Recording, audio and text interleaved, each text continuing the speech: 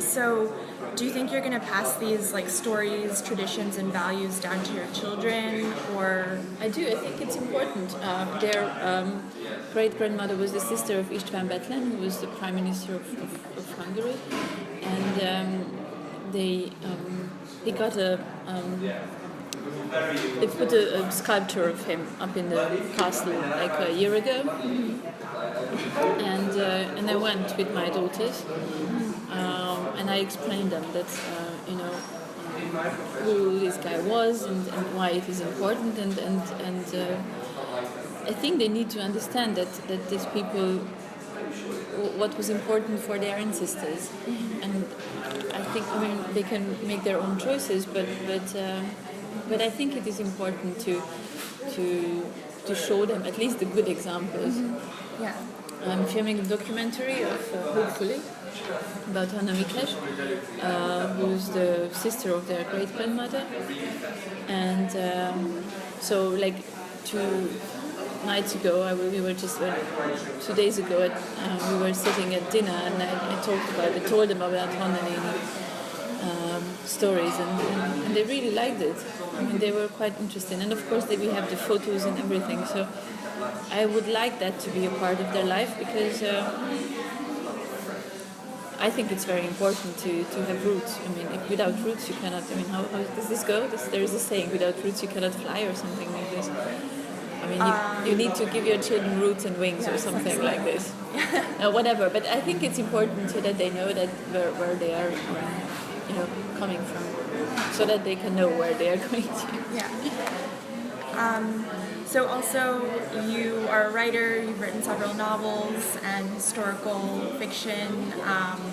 You've written a cookbook. How has your background influenced those things, subject matter, and I think you include like old recipes.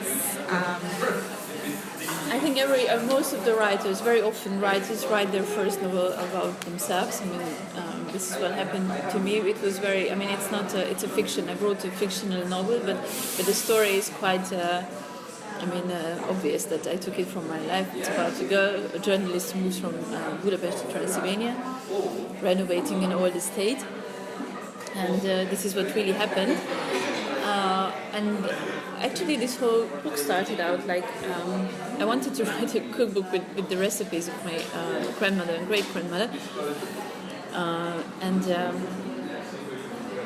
and I collected stories, like anecdotes from the large family, just for the cookbook. But then I ended up writing a novel about the whole thing with just very few recipes, and it was a very interesting journey because I also researched. I mean, I was asking people to tell me stories, and obviously then I transformed the stories and mixed everything up. But I don't know. It was.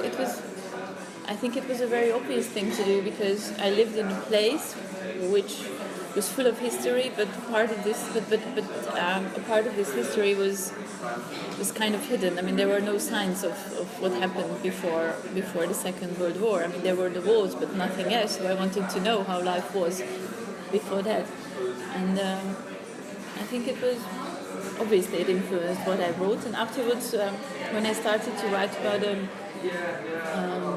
17th century and different historical characters, I'm not quite sure. I don't think there is a very direct link there.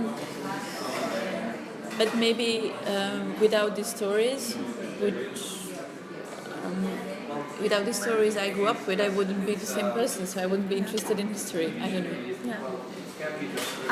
And I read somewhere that so you mentioned like renovating Zabola. I read that in the 1600s there was a Mikesh woman living there.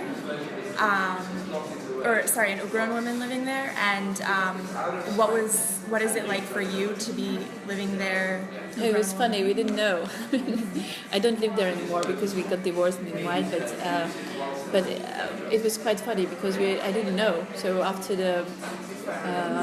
I moved there, we discovered on the family tree that I'm already the second one from my family there. There was already someone before.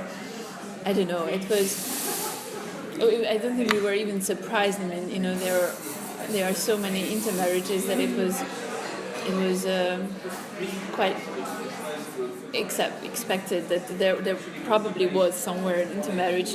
Maybe the surprising factor that they were living there in that building, but we were joking about it because the man who married was on the family tree. He had a note like the blind one, and we were always joking like, was he blind before he married Ugron, or did she blind him or something like this?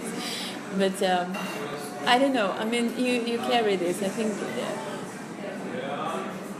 you try to carry it with some responsibility.